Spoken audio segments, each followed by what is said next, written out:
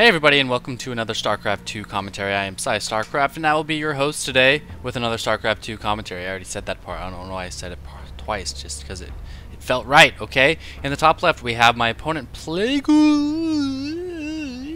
as the blue Protoss, and in the bottom left, we have vilePsY. That is myself. I am the red Zerg. This was played on the ladder 1 or 2 days ago, part of my stream. Once again, if you want me to cast my own games, you might be seeing them twice because, you know, one time will be on the stream and one time will be on my channel. But since you've already had the pleasure of watching my stream in the first place, I don't consider it that bad of a thing. And if you haven't watched the stream, then it's new to you. So if you want to catch my stream, it is twitch.tv/vileStarCraft. You can check out the VODs. I usually stream most mornings starting around 11 a.m. PST. And if you want to be notified when I am streaming, you can follow me on Twitter /vileStarCraft. Facebook is vileStarCraft. So enough of all of that. The map is Backwater Basin, and I've been trying a lot of different strategies with Zerg against Protoss, and actually it's become my favorite matchup as of late because there's actually a lot you can do. You don't always have to just work on that normal roach composition and try to deal with Colossi with corruptors and stuff like that. It can be very flexible. You can actually use infestors, you can use mutas, you can go for a quick 2-base Hydra attacks. Still not as many things as you could do with Protoss and Terran, but not completely restricted as you might think. Now, I finally learned my lesson. I've found out, you know what, it doesn't matter what map it is, it doesn't matter how confident I feel. I am not going to be throwing down a 15 hatch every single game and losing every single game and blaming my race for it. I'm just going to go pool first, or gas first, as you can see here. Gas on 15 and then pool on 14 or 15. Just play it safe, get some quick speedlings out. And once I hit 100 gas, I'm going to pull off the gas, all 3 drones off the gas. And that'll allow me to get a lot of minerals to throw down my hatchery pretty fast. Now, is this as good a build as a 15 hatch? If you can get a 15 hatch down and not die, then no, 15 hatch is better. But this one is much safer, and it forces your opponent to play a bit more defensively too, which is kind of good. So it has its trade-offs, but overall, it's much more solid of a build if you're going to plan on playing StarCraft seriously. You can't just try to cut corners and throw down that 15 hatch. Of course, I say this now, but when I'm streaming, of course, I'll be doing it some more. But that's fine. Anyway, I was able to deny his expansion for a little bit. I don't know if he wanted to throw it down sooner than he did. Some people will throw it on the Nexus before the cannon, but not this guy. His cannon is up before the Nexus, and my drone is still scouting around. There's no point in stealing a gas when your opponent fast expands. 1, they won't be getting 2 gas soon enough, and 2, they'll just take these ones down here first. Now, my drone is kind of just chilling up here, and one thing you can try to do against a fast expanding toss is hide a drone in their base. Hopefully they forget about it, because usually they'll see it come up, and build a hatchery followed by a roach warren, and then just pump out like 3 roaches and a queen, and then, you know, inject, and then your opponent loses. They cannot deal with roaches this early in the game when your hatchery pops. He's just now getting his gateway. 1 Zergling, oh, 2 Zerglings carelessly dying. They decided to follow that drone into death. And death they received. Oh, maybe he didn't see it. He's actually making a pylon, and this lucky little pylon is going to scout my hatchery. Actually, the probe scouted it when he went up to build it. And this might have worked. I don't think he knew that my drone was there. He still doesn't know that my drone is there. And this is producing. My roach warren is on the way, and I'm trying to time my roach warren to complete right when my hatchery completes. And I don't think he sees it. Yes, he now sees it. He's pulling off probes. This is not necessary. You do not need to react this way. This is so severe. This makes the hatchery worth it. It's worth 75 minerals after I cancel the hatch. That's how much it costs to build and cancel a hatchery. 75 minerals. And he's already pulled off what? Oh my gosh. He's pulled off 13 drones just to attack a hatchery. That's not going to do anything because he already has a zealot and a cannon coming out. Even if I was able to get a couple roaches, they wouldn't really be able to get out of this without taking too many shots. So not the best play from Playgu. He should not have pulled any probes at all. Maybe a few, but not that many.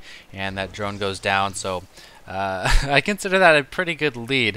If you check out the harvest count, it's 27 to 28. I have not transferred yet. So that's why you see the extreme saturation at the main. There goes the transfer.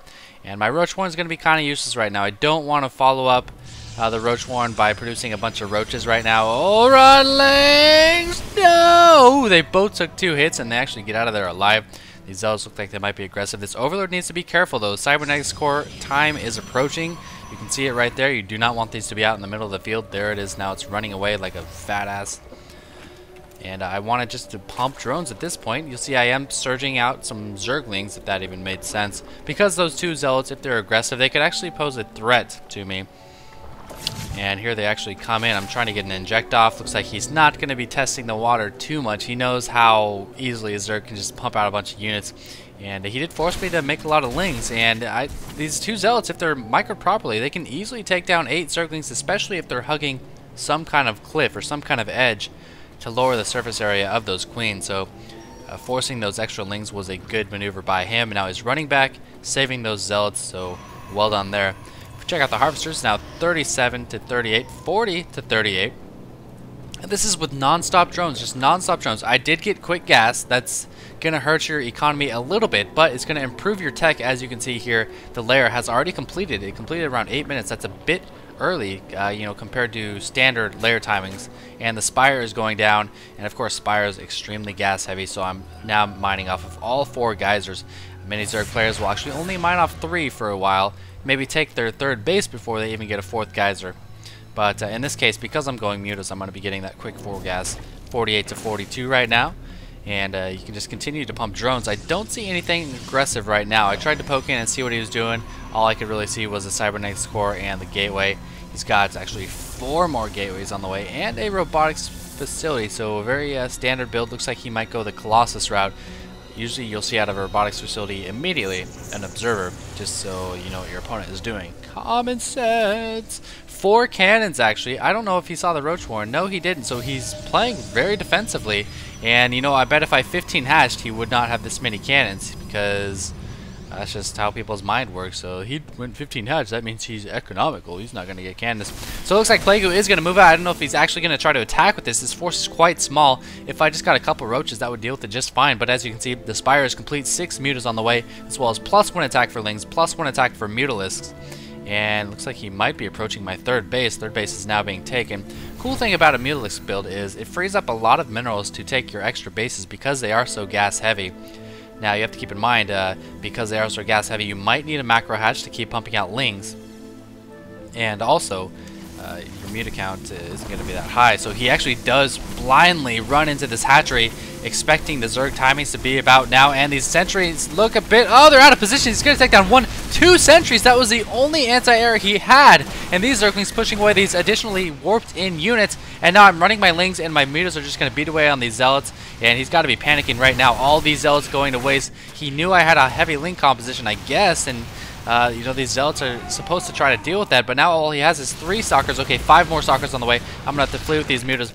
But, you know, Ling Muta is very effective against Blink Stalkers. Even when they have Blink, they do tons of damage. You just need enough to finish them off. You can't let him micro all his Stalkers away and then lose your army. And here we go.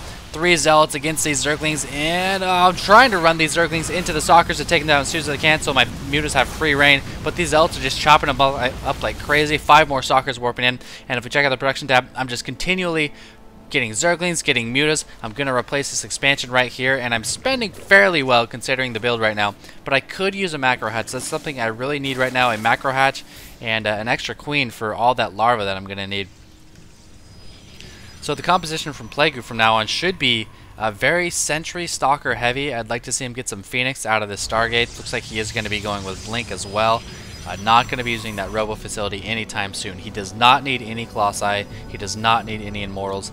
He really just needs to work on the anti-air. Oh, and he is extremely vulnerable in his mineral lines. The Harvester count now 52 to 56. 52 is a fine number for Zerg on 2 bases. Maybe a couple more would be nice.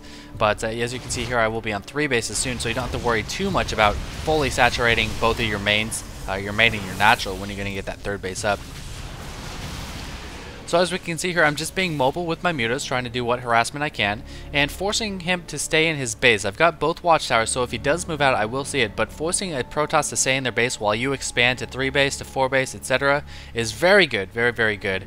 And now we can see that macro hatch is up. I'm not getting a 2nd queen yet, but this forward pylon is going to go down as well. Harvester count still in his favor, 52 to 57. This extra hatch is up. Now getting that third queen. And once this base is up and running, the Muta count is just going to skyrocket, man. It's going to be able to take out huge clumps of stalkers. As you can see here, it already killed one stalker and a cannon, and I did not lose a single Muta as far as I could tell. +1 upgrades on those Mutas, decent upgrades for Playgu here. And now he's restricted to 2 bays. He can't really expand because he's spreading himself too thin. He'd have to worry about his main, he'd have to worry about his natural. Let's say he expands here, he'd have to worry about here. And you can't split your forces. Mutas are pretty powerful, especially with that +1 upgrade. And so he's really just got to try for some kind of timing attack, get a nice composition of units, sentry, stalker, maybe a couple zealots, but I wouldn't recommend a lot of zealots.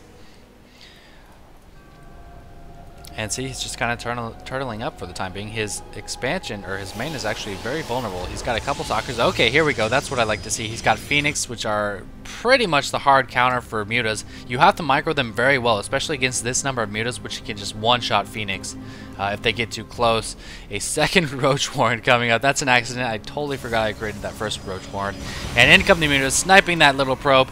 Harvester count 64 to 58, 57, 55, 53, destroying 5 harvesters there, and 53 on 2 bay. Oh, that Phoenix got out of position. Not good, and that's how fast Phoenix die, man, against this number of Mutas. You're better off getting like splash damage like Archons or Psystorm, something like that, and these Phoenix just dropping like flies, not able to do squat. And the Stalkers only do 11 damage a shot per Muta, so what is that? That's like 10, 11 shots to kill a Muta, and I'm not really worried about that. I'd rather pick up those Phoenix. And oh, he's panicking. He's going to be moving out now.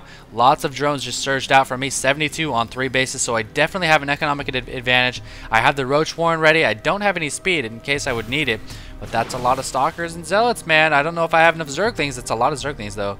+1 attack, +2 attack on those Zerglings. Just finishing. Oh, miss moving my Mutas over his units, losing several of them. And now the big battle here. Decent force fields. I'd like to see one more sealed off over here. He does not seal it off. I don't know if he had the energy or what. Guardian shield up. Guardian shield now down, trying to snipe that sentry with that Guardian shield. That extra force field down there would have worked wonders, but it looks like these Stalkers might prevail. These Lings, it's hard to see how many Lings there are. About 13 Lings, and these Mutas are going to go south, pick out the final Zealots, and these Lings are just going to get torn up here. He actually warped in a couple more Stalkers, some more Zealots, and now I need to back up and hopefully reinforce. I think he'll follow this up and just move in immediately. Here he comes. No, he's actually going to back off. So he's on 2 base, I'm on 3 base. He kind of had me on the ropes there, and he's going to back off, although these are a lot of reinforcement Lings with those nice upgrades. So perhaps he wouldn't have been able to finish me. Actually, I'm going to be the one that moves out. I'm trying to focus down the Zealots with these Mutas, but they get a bit away from me, and I'm not able to. And now I'm actually down to 8 Mutas. Here's a lot more, though. 16 Mutas now. I wasn't rallying those very well. You notice my Overlord count is extremely high because I am on so many bases. I felt like I could just kind of max out my Overlords and have them when I need them.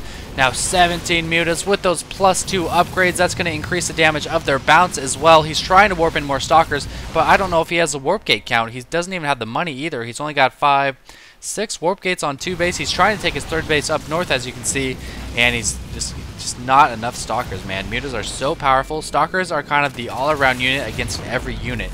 They're okay against air. They're okay against armored. They're just very mobile, and of course they can blink, which is always good. He's not actually getting blink. It looks like he was preparing for High Templar, but he never actually got them. Now he's morphing in a couple of them.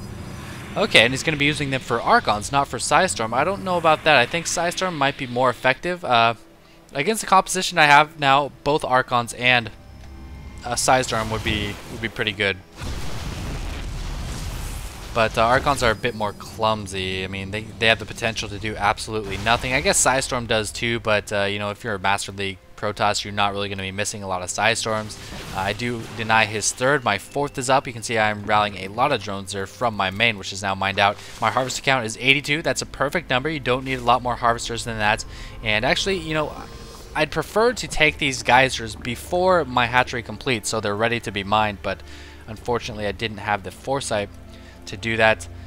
Right now, in the units tab, we've got a lot of Zerglings, a lot of Mutas on the field, and my response to his Archons, because Archons are a very good counter to Mutas and Zerglings, is to get Roaches, and I'm getting 10 Roaches. I'm getting Glial Reconstitution. I've got another Evolution Chamber coming because I want to upgrade my Roach attack and a Zerg Ground Carapace. And while I still have these mutas, you know, might as well be annoying with them. So I'm going to take down even more harvesters. And when the roaches come out, oh, looks like he's going all in. He's not even worried about these harvesters. He just wants to move out. He wants to try to end the game. And you want to do as much damage with these mutas as you can and pull back at the last moment. And we're seeing here I should actually back up with these roaches and lings and wait for my mutas. I'm not going to do that. I'm just going to go balls out into the swarm of Protoss units. These Archons might be splashing on this. Bad! Do not do this! You need to magic box Archons the same way that you magic box Thors. Look how fast these mutas drop to all of these Archons. Only a couple left, and I'm actually going to run with them because they just can't finish the job. All these lings melted as well, but luckily having that Roach Warren early, or a second Roach Warren too, I guess, was the great tech switch that I needed, or at least the tech option. I didn't know I would need the Roaches until I saw the Archons, but at this point in the game, a lot of players will neglect that additional tech just because they don't feel like they need it. They feel like they're down a path of tech that they just want to stay the whole game, but it's so damn cheap to have that option as Zerg. A Roach Warren is 150, a drone is 50. You're spending 200 minerals and whatever mining time that drone would have had to win a game, essentially, because without these roaches, I think those Archons might have prevailed. And now we can see the supply is 197 to 48. So Playgu doesn't really have much of a chance at this point. I can probably just A-move these roaches into his base, but in typical PSY fashion, I'm just going to kind of waddle around and do who knows what. Harvest count now 80 to 37. Nice force fields, a little bit too late. It's not really going to do anything. I am able to snipe one of those sentries, two of those sentries, and the remainder of the zealots. Now I'm going to back up out of range of the cannon, just wait for the force fields to dissipate. See a Great Aspire on the way, and those Roach upgrades, Infestor upgrade, and a couple Corruptors for Broodlords. Now I should just kind of just run on in there. He's trying to take his third. It looks like he has a couple Harvesters, but he's not able to do a transfer because they've got Roaches outside his base. Now moving in with the bulk of my Roaches. He does have some force fields, but it would be kind of hopeless, and and a GG. I don't play this game from Playgu. So the Muta opening very successful. He probably could have responded to it a little bit better. He got a lot of Zealots, which were kind of picked off by my Mutas, but you know, Zealots, a couple Zealots and Sentry Stalker, very effective against Mutas, especially if the Stalkers have Blink. He just wasn't able to take his third fast enough, and he let me macro pretty heavily. That first attack here, we had the two Sentries and several Zealots. Might have been a bit premature, but I hope you guys learned a little bit of a new strategy using Mutas to harass. They are very strong in battles with Link support as well. And the Roach tech switch just kind of sealed the deal. So I hope you guys enjoyed that. And as always, thanks for watching. And by popular demand,